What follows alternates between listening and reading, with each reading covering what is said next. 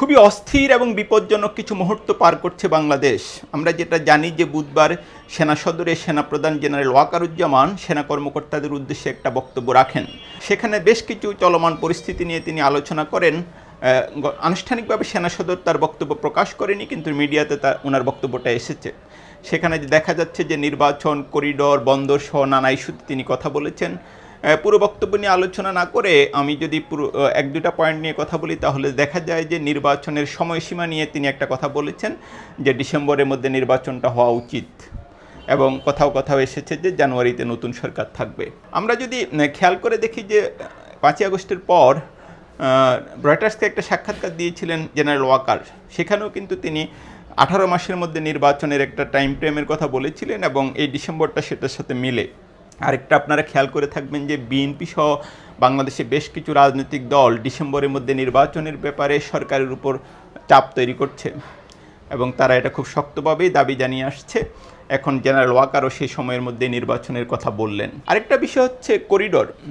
আমি মনে করি যে সেনা বাহিনী যেহেতু রাষ্ট্রীয় নিরাপত্তার সঙ্গে জড়িত, করিডোর নিয়ে সেনা প্রধানের এই বক্তব্য খুবই যৌক্তিক, এবং সেনাবাহিনী অবশ্যই তার অবস্থানের ব্যাপারে ব্যাখ্যা করতে পারে।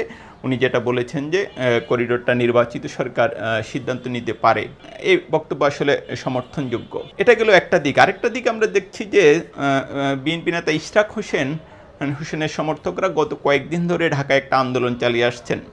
এটা আসলে আমি বলবো বিএনপির এক ধরনের ছায়াযুদ্ধ বা প্রক্সি ওয়ার।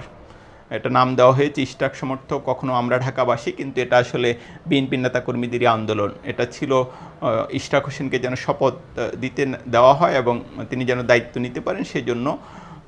এবং এক পর্যায়ে তারা নগর ভবনের সামনে কয়েকদিন ব্লকেট করে, এবং গত দুই দিন আমরা দেখলাম যে তারা যমুনার খুব কাছাকাছি অবস্থান নেয় প্রধান উপদেষ্টার বাসার।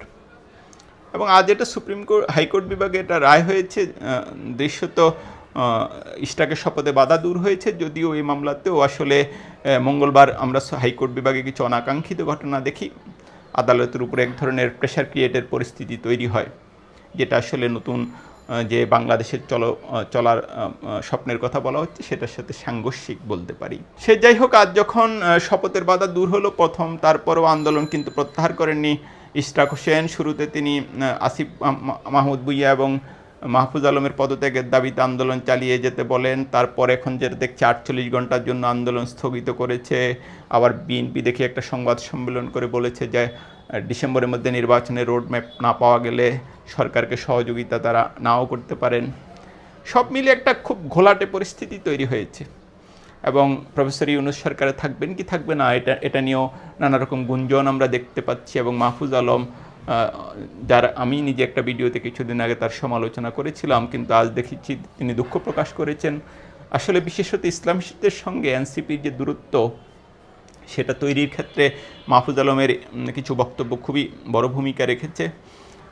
শুরু থেকে আমরা যেটা বলে আসছিলাম যে জুলাই আন্দোলনে যারা অংশ নিয়েছিল, প্রধান স্টেক হোল্ডার বিএনপি, জামাত, এনসিপি, চরমোনাই পার্টি, হেফাজত সহ বিভিন্ন যেসব বাম দল, এদের মধ্যে একটা ঐক্য থাকা প্রয়োজন। ঐক্য বলতে তারা কারোর সমালোচনা করবে না সেটা নয়, কিন্তু তারা যেন সাংঘর্ষিক অবস্থানে না যায়। কিন্তু আমরা যেটা দেখছি যে দিনে দিনে তারা সাংঘর্ষিক অবস্থানে চলে গেছে, এবং পরিস্থিতিটা এখন খুবই জটিল হচ্ছে। এমনকি কেউ প্রফেসর, যেটা আমি বললাম, প্রফেসর ইউনূস পদত্যাগ করতে পারেন এমন গুঞ্জনও তৈরি হয়েছে। আমিও একটু আগে একটা ভিডিও করছিলাম যে বিএনপি কি তাহলে ইউনূস সাহেবের পদত্যাগ চাচ্ছে কি না, বা এক ধরনের প্রক্সি ওয়ার চালাচ্ছে কি না, যদিও সেটা আমি পাবলিশ করিনি। তারপরে এখন যেটা দেখছি যে মানে সব মিলিয়ে খুবই ঘোলাটে একটা পরিস্থিতি। সুযোগ সন্ধানীরা এক্ষেত্রে সুযোগ নেওয়ার চেষ্টা করছেন। আমার ধারণা, যদি কেউ বিএনপিকে বলে থাকে যে ইউনূস সরকার চলে গেলে আবার 3 মাসের মধ্যে একটা নির্বাচন হবে, তারা ক্ষমতায় আসবে, এটা রাজনীতি এত সহজ খেলা আমার মনে হয় না। এবং বিএনপি নিশ্চয়ই এরা প্রাজ্ঞ রাজনীতিবিদ। আমার মতো ছোট মানুষের তুলনায় তাদের রাজনৈতিক অভিজ্ঞতা, আমার বয়সের থেকেও তাদের বেশিরভাগ লোকেরই রাজনৈতিক অভিজ্ঞতা বড়। সুতরাং বিএনপি ভুল করবে আমার সেটা মনে হয় না, কিন্তু কেমন যেন মনের মধ্যে প্রশ্ন জাগে যে তারা কি কোনো রকম পাদে পা দিচ্ছে, পরিস্থিতি কি আসলে ওইভাবে এগুবে।